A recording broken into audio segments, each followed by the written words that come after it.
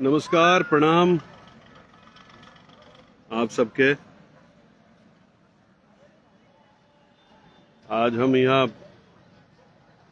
अयोध्या में बानी और अयोध्या के पावन भूमि और ओकर एक बहुत ही खूबसूरत लोकेशन जहाँ पे जौन अयोध्या के पहचान है एक तरीका से राम के पौड़ी पर बानी। एक तो फिल्म के शूटिंग हमनी के यहाँ कर रहल बानी जा और ओकरे शूटिंग के दौरान ही आइल बानी। बहुत दिन के बाद रउआ लोग के बीच में लाइव भइल बानी हम। कुछ दिल के बात रहला जौन शेयर करे के चाहते नहीं। फिल्म यहाँ हमनी के कर रहल बानी जन बहुत बढ़िया शूटिंग हो रहल बा। ओकर हीरो प्रदीप कुमार चिंटू जी बाड़े और आम्रपाली जी हीरोइन बाड़ी, प्रोड्यूसर निशांत उज्जवल जी बाड़े। तो सिनेमा बहुत बढ़िया शूट हो रहल बा और आप लोग के बहुत ही अच्छा लागी। मेहनत पूरा हमनी के कर रहल बानी जा। ठंड बा यहाँ पर ठंड में ही बहुत बढ़िया फिल्म के शूटिंग हो रहल बा और फिल्म के नाम विवाह 3 बा। तो आप लोग के बीच में जब जाई तो बिल्कुल हम जौन एगो टाइप और एक तरीके की समझी जौन हम गवई अंदाज के सिनेमा बनाई ने वो अंदाज रोलों के देखे के मिली। और जितना भाई लोग जुड़ल बा सबके के बहुत बहुत प्रणाम। विकास समर्थ यादव जी और बाकी सब भाई लोग के, जितना विपिन कुमार भाई, सब भाई लोग के बहुत बहुत प्रणाम बा।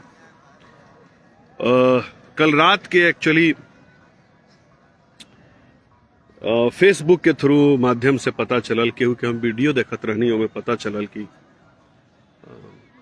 एगो बच्ची के लेकर के कोनो अभद्र गाना गावल गईल बा। और देखिए भोजपुरी संस्कृति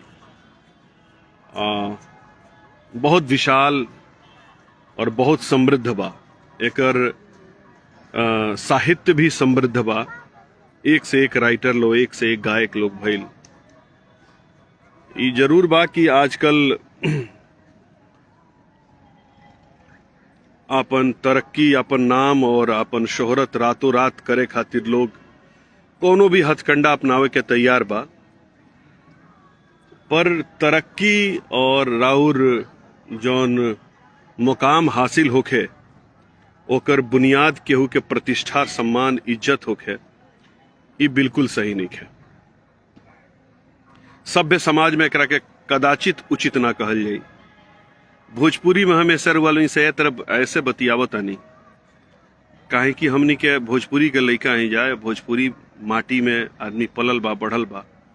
भोजपुरी संगीत, भोजपुरी साहित्य, भोजपुरी संस्कार रोम रोम में बसल बा।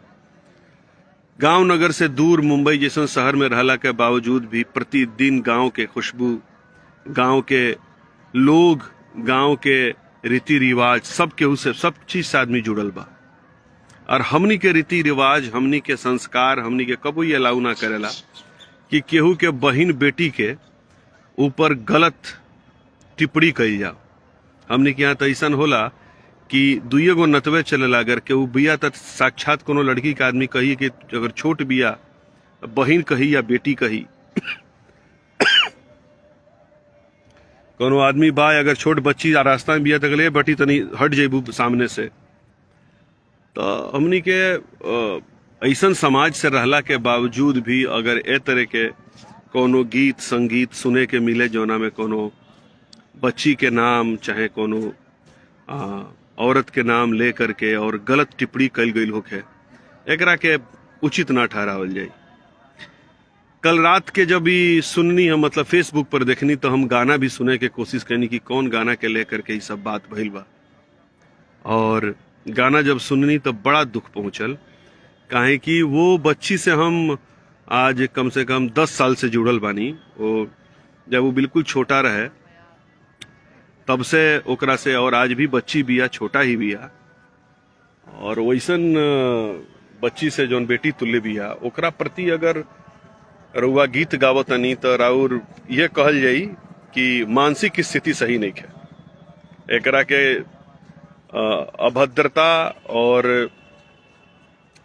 पागलपन से ज्यादा बढ़ करके मानसिक दिवालियापन कहल जा सकता कि ये तरह के सोच रखे वाला आदमी जो क्रिमिनल माइंड के एटीट्यूड जो क्रिमिनल माइंड लोग के लगे रहेला उहे लोग ए तरह काम कर सकता। जो समाज के दुश्मन होखे, जो संस्कृति के दुश्मन होखे, जरूरी ना है कि केहू के रुआ गोलियां मारी, राउर वाणी भी केहू के बहुत ज्यादा आघात पहुंचा सकता। और जौना कंठ से रुआ सरस्वती का आशीर्वाद से गीत गावे के चाही, ओ कंठ से रुआ गारी गा रहल बानी, भगवती देख रहल बाड़ी। और जहां तक हमरा लागता कि वो दिन दूर ना रही जब भगवती रुआ गला से जे भी गौले बा, हम जानत नहीं कि वो आदमी के, पर भगवती गला से सुर छीन ली है, लूर छीन ली है, सहूर छीन ली है। और नामे क के का पैबा बाबू, जब तू अपना महतारी बाप और गांव समाज के सामने मुंह देखावे के लायक ना रहब। बहुत आघात पहुंचल ये बात से। आज खेसारी जी की बेटी के लेके बात गौले बड़े, काल केहू के भी बेटी के लेके गा सकता रहे। उनका जकरा मन में आई, खेसारी लाल यादव अपन नाम बहुत मेहनत, बहुत संघर्ष और बहुत कठिन परिश्रम से अपन नाम बनोले बड़े।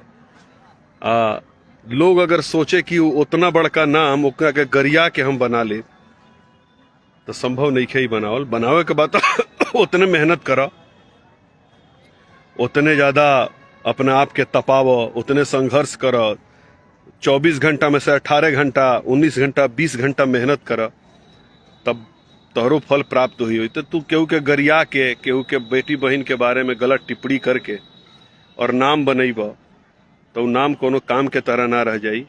और एक दिन ऐसा आई कि सब कुछ पौला के बावजूद भी तू ऐसा जगह पर खड़ा रह, तारा लागी जैसे कि जिंदगी हमरा के कहाँ लेके चल आई। कंठ भगवती सरस्वती दिले बड़ी तरह के गीत गावे के, आ ओ कंठ से तू गारी गावो तारा, ओ कंठ से तू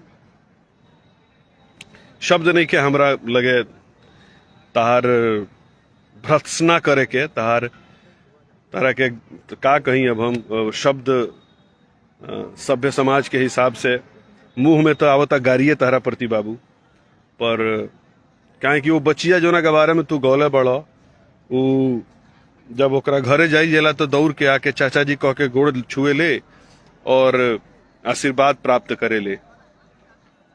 और वो परिवार के तारा वो इतना संस्कारी हो सन कि बेटा होके चाहे खेसारी के, चाहे खेसारी होकस, चाहे उनकर पत्नी होके, उनकर बाबूजी होकस, उनकर माई होकस, सब केहू से आदमी जुड़ल बा, सब केहू से नाता बा, रिश्ता बा। आ वो इतना संस्कारी बाड़ा सन कि अगर तू एक बेर चल जीब तो चुल्लू भर पानी में डूब के मर जीब कि हे बचिया के बारे में हम कहले रहनी है। जहिया तारा सामने पड़ी या गोड़ छू के अगर गोड़ लाग के कहे कि चाचा जी काहे हमरा के प्रति गौले बनी, तहिया तारा तो चुल्लू भर पानी तारा ना मिली डूब के मरे खातिर। तहरे बहन के बारे में, तहरे महतारी के बारे में, तहरे लोग बाग के बारे में केहू गलत अगर बोले तो ऊपर आदमी बोली खुल के कि ना ही गलत बा, पर तू जौन कर रहा बड़ा एकरा पहले भी शायद तू कुछ कैले रहा ऐसन। आज पूरा खुशी बा हमरा ये बात के कि हमार जौन भोजपुरी समाज के लोग, गायक लोग बा, काहे कि देखी डायरेक्टर तो हम बानी, नो डाउट, एवरा फिल्म के डायरेक्शन करत नहीं, पर डायरेक्शन के अलावा भी संगीत से नाता रहल बा। गीत भी गाइले हम, और गीत गैला के अलावा संगीत देनी सिनेमा में, तो संगीत से जुड़ल जितना लोग भाव के प्रति एगो दिल में, हृदय में प्रेम बा। और ऐसन लोग जो दिल में जगह रखता, वो सब लोग मिल करके और ये मुद्दा पर आके आज चाहे पवन जी होखस, चाहे राकेश जी होखस, चाहे जे भी बा, आपन आपन मत रखलस और ये बात के भर्त्सना कैलस, ये बात के उ सिरा से खंडित कैलस कि ना ये जोन गायक बा तो गलत कैले बा। एकर बहुत सम्मान करतनी हमें बात के।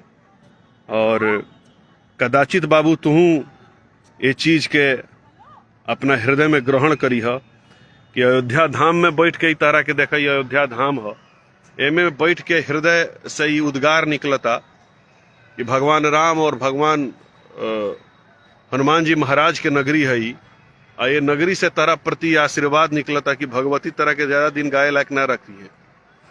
हनुमान जी महाराज तारा ऊपर कृपा बरसई है और उनकर कृपा गदा के रूप में बरसी, और जब कृपा बरसी तो कहीं के ना रहब तू, फिर बरसी ही खाली। ऐसे समाज में आकर अभिनव से ये सब कईल बंद कर, हाथ जोड़ के माफी मांग, आइंदा से ऐसा काम मत कर। बाकी सब लोग से रुआ लोग से करबद्ध प्रार्थना करतनी हम कि बहुत बड़ा हमनी के विशाल नहीं खींचा, आज भी दौड़ में शामिल बनी जा। ये साउथ के जो इंडस्ट्री बा तोना के सिनेमा वर्ल्ड में पूरा अपन नाम कमा रहल बा, हमनी के जमीन भाग रहल बनी जा, दौड़ रहल बनी जा, मंजिल अभी बहुत दूर बा, वहां ले पहुंचल नहीं खींचा। और अभिनय से हमनी के जोन ई बीच बीच में जोन का कहल जी एकरा गंदगी जोन बड़ा सनी कीड़ा नाली के कीड़ा ई उपज जाता रसन, जोन एकनी के पोटास डाल के मुआवला के जरूरत बा, एकनी खतर हुआ DDT के जोन छिड़काव होला उ कैला के जरूरत बा कि ऐसा कीड़ा ना उपजसन। तो सब भाई बंधु लोग से सब केहू से करबद्ध प्रार्थना बा कि ऐसा आदमी के रुआ लोग जितना हो सके अपना माध्यम से ओकर ये बात के रुआ लोगिन ओकरा ऊपर लानत भेजी, ओकरा के रुआ लोगिन जैसे हो सके मैसेज भेजी कि बहुत गलत कैले बा, और जोन गौले बा जोन चीज कैले बा ओकरा के रुआ तनिको प्रोत्साहित मत करी। और जे भी भाई बंधु एकरा के हमारा फेसबुक लाइव के सुन रहल बा, सबके उसे प्रार्थना बा कि सम्मान करी, अपना महतारी बहन के सम्मान करी, अपना बाप पितिया के सम्मान करी। जिंदगी में कुछ नहीं रखल भैया, एक दिन सब केहू के जाना बा। जौन रौकाता रुआ राम के पौरी, भगवान राम जी यही रास्ता से होकर के सरजू जी में स्नान करे जाई, तो वहां बैठल बानी हम। कितना पीढ़ी आइल, कितना पीढ़ी गईल, कितना बात भइल, पर आज वही तरह कायम बा। हमनी के खुद के समझ लेता नहीं जा हमनी के कि ये बहुत बड़का भगवान राम यहाँ से आके चल गई नहीं, वहां के ये रास्ता पर कबो वहां के चलत रहनी। तो बस रुआ सबसे प्रार्थना बा कि ये सबके प्रोत्साहित मत करे बा। जितना भाई लोग जुड़ल बा सब केहू मैसेज के बा, सब केहू के प्रणाम बा। तहनी के आशीर्वाद, तहनी के दुआ, तहनी के भरोसा के बदौलत ही हमनी के बानी जा कुछ। छोटे यादव भैया, मनीलाल यादव भैया, सिंगर रंजीत शर्मा, संदीप कुमार चौधरी जी, राजकुमार भाई, रुपेश मिश्रा, सुजीत राय भूमिकर, मंटू यादव, नीतीश कुमार यादव, मनीष कुमार, सुनील यादव, अखिल कुमार सिंह, सिंगर राहुफ, राहुल पप्पू कुमार यादव, दबंग जिला गोपालगंज, मनीष कुमार यादव, सब केहू के भाई फूल सब, अभिषेक मणि त्रिपाठी जी। का हो मतवा, देखा मतवा एक जनी आ गईली। का मतवा का कहत हो? हाँ बिलमा मतवा के थोड़ा सा हम कुछ पैसा तरल। रुका मतवा, रुका रुका रुका रुका 1 मिनट। हाँ मतवा जी ली। जय हो जय हो जय हो जय हो। राम जी, किशोरी जी, हनुमान जी, सरजू माता जी जयकार कैले रहो तो बस बस बस बस। सरजू माता ऊपर तक माल बढ़ैले रहो। जय हो जय हो मतवा, बढ़ैले रहो। जय हो हम मतवा। प्रसादी न देखियो से जय जय जय माता, जय माता। माता जी का आशीर्वाद मिल गई भैया। ये आशीर्वाद सब केहू के ऊपर जाओ, सब केहू खुश रही, मस्त रही। और बहुत बहुत प्रणाम। अयोध्या श्री राम जन्मभूमि अयोध्या जी से रहुआ सबके रजनीश मिश्रा आप सबके प्रणाम करता। थैंक यू वेरी मच।